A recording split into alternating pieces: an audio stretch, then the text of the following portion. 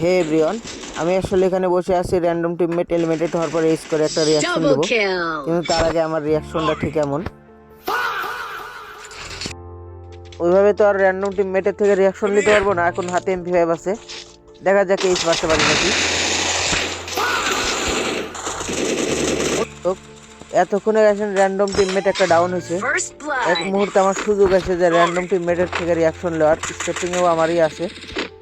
একটা এনিমি পাইছি, এটা হেডশট মারার সাথে Double ডাউন। kill.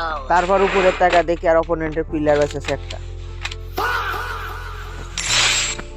তখন চিন্তা ভাবনা করলাম যে এই ম্যাচে আসলে আমার র্যান্ডম টিমমেটের থেকে রিয়াকশন নেওয়া সম্ভব, সুযোগ আরেকবার পাইছে রিয়াকশন নেওয়ার।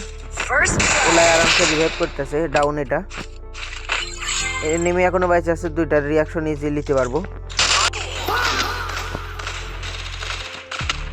আসলে র্যান্ডম টিমমেটের থেকে রিয়াকশন নিতে পারি আর না পারি, কেননা ঠিকই আমাকে হিরোর থেকে মাস্টারে তুলে দিল।